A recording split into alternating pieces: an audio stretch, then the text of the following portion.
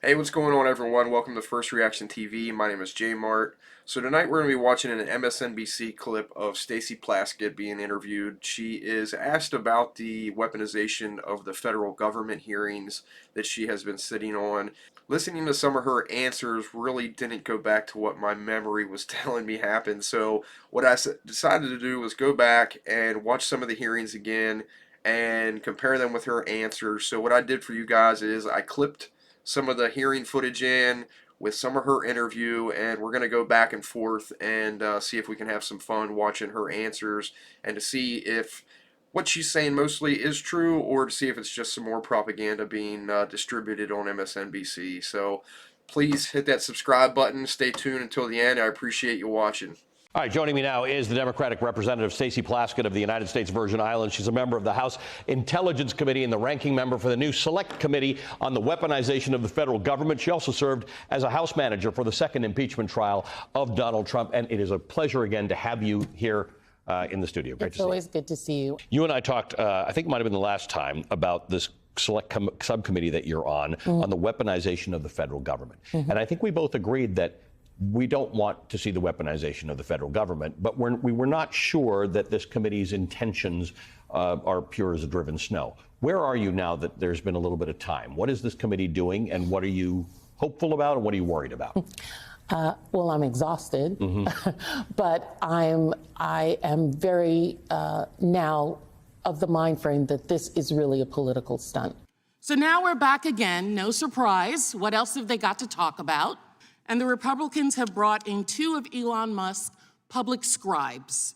Michael Schellenberger is also a journalist, author, and one of the authors of the Twitter Files. He's also co-founded several nonprofits, including Breakthrough Institute, Environmental Progress, and the California Peace Coalition. My name is Matt Taibbi. I've been a reporter for 30 years and a staunch advocate of the First Amendment.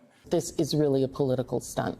This isn't just a matter of what data was given to these so-called journalists before us now. Ranking Member Plaskett, I'm not a so-called journalist. I've won the National Magazine Award, the I.F. Stone Award for Independent Journalism, and I've written 10 books, including 4 New York Times bestsellers. I'm exhausted.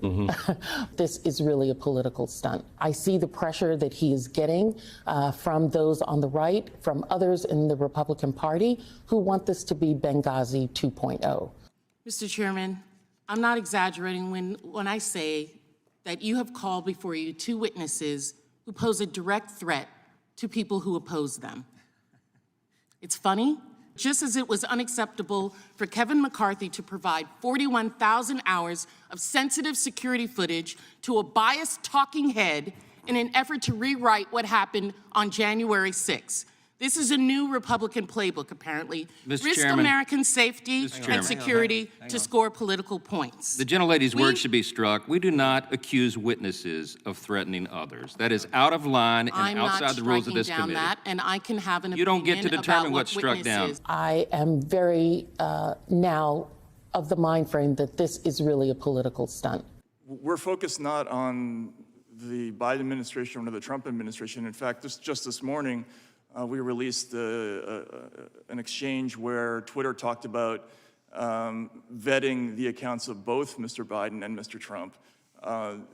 And really, we were looking at the intelligence agencies when we were doing this research. And as I mentioned before, their conclusions targeted people on both the left and the right globally, again, including the Yellow Vest movement in France, the pro-Maduro accounts in South America, and leftist news organizations in America like Truth Out and Consortium. Some of those people are my friends, actually.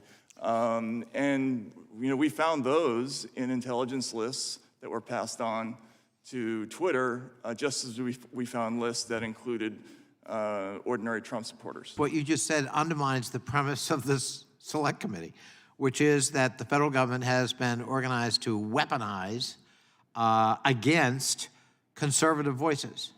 And of course, what you've just indicated in your testimony is, well, actually, that's not the evidence you found. No, I think this committee, my understanding is that they're concerned about the weaponization of the government against free speech, which is certainly what we're finding. But I appreciate your understanding of our committee. I have a different understanding I yield back. Well, you got the wrong understanding. I'm exhausted. We're discussing Twitter in the last one. I thought we had already gone through a hearing with Twitter. We are talking about Twitter, and that we are not talking about Republican government officials around the country, and we're here talking about Twitter. Twitter.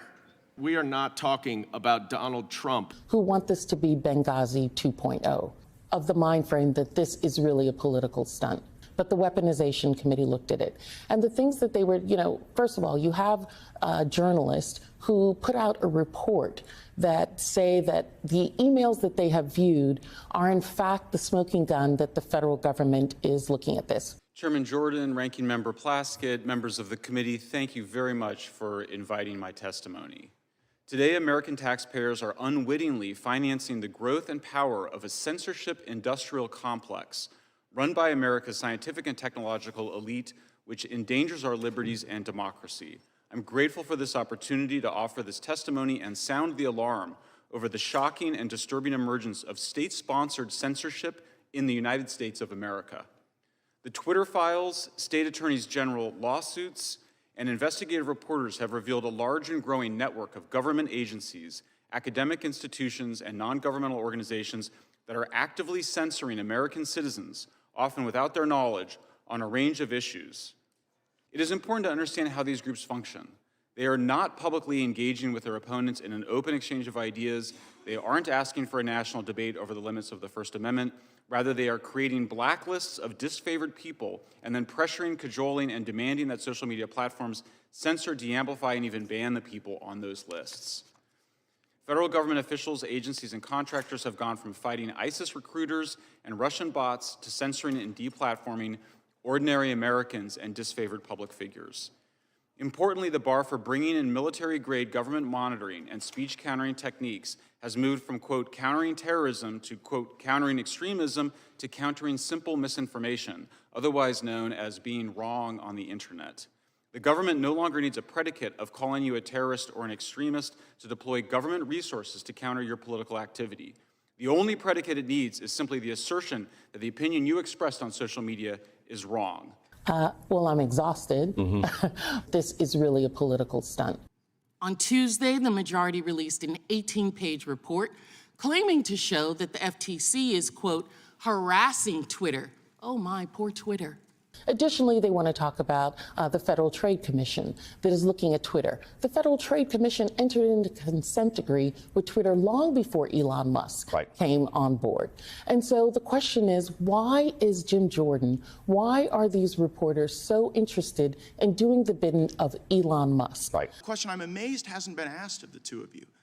This FTC consent decree, where it is government action subject to rigorous scrutiny under First Amendment standards, government action demanding that your names be listed. How did it feel when you found out that you were being expressly targeted by a government document based on your reporting? It was chilling. I mean, it's disturbing. I never thought that would happen in the United States of America, to be perfectly honest. I've lived in a bunch of authoritarian countries. I've visited a lot of authoritarian countries. Never thought this kind of thing would be going on here. Because real evidence showed that there wasn't coordination between Twitter and the federal government, as they like the American people to believe. The FTC's first demand in that first letter after the Twitter files come out is identify all journalists, I'm quoting, identify all journalists and other members of the media to whom Twitter worked with. This kind of thing, where the government is looking for information about reporters, it's usually a canary in the coal mine that something worse is coming in terms of an effort to exercise control over the press. And so on that level, it's absolutely disturbing.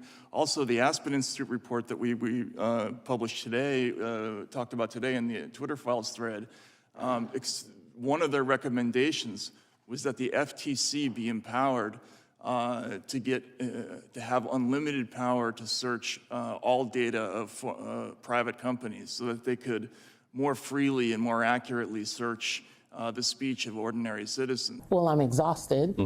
This is really a political stunt. They need to get information fast from neo-Nazis, white supremacists. Right, so they're not and having all that the other negotiation hatred. So on they're not going to have a that given day. Right. Exactly. Want this to be Benghazi 2.0.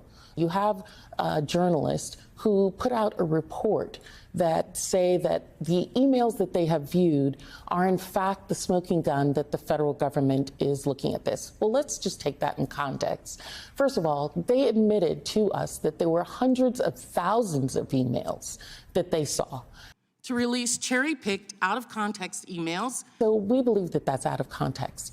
And screenshots designed to promote his chosen narrative, Elon Musk's chosen narrative, that is now being parroted by the Republicans. There's something going on between congressional Republicans and Elon Musk. This is really a political stunt. They want this to be something that can be used against the entire Biden administration. And even with Twitter, you cannot find actual evidence of any direct government censorship of any lawful speech. And when I say lawful, I mean non-criminal speech, because plenty of speech is non-criminal. I'll give you one. The gentleman's time to expire. I'd ask unanimous consent to enter into the record the following email from Clark Humphrey, Executive Office of the Presidency, White House Office, January 23rd, 2021. That's the Biden administration, 4:39 a.m. This goes to Twitter. Hey, folks, wanted to use the term they used the term Mr. Goldman just used. Wanted to flag the below tweet, and I'm wondering if we can get moving on the process for having it removed ASAP. Boom. Well, I'm exhausted. Boom. Well, I appreciate you watching. If you made it this far, thanks for checking out the video. Let me know what you guys think in the comments. Please hit that subscribe button. If there's anything you want me to check out in the future, just leave a comment, link, whatever.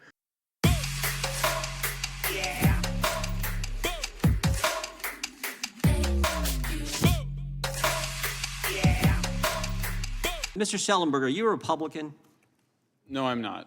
You got any, pro-Trump bumper stickers on your car? I voted for Biden. Voted for Biden. You know how many MAGA hats laying around your house, right? I do not. Yeah, but you said earlier, both you and Mr. Taibbi said this is the most chilling thing you've ever seen as journalists. Mr. Taibbi, the same thing. You're not a Republican either, right? No, I'm not. You didn't vote for. I mean, like, this is about protecting the First Amendment.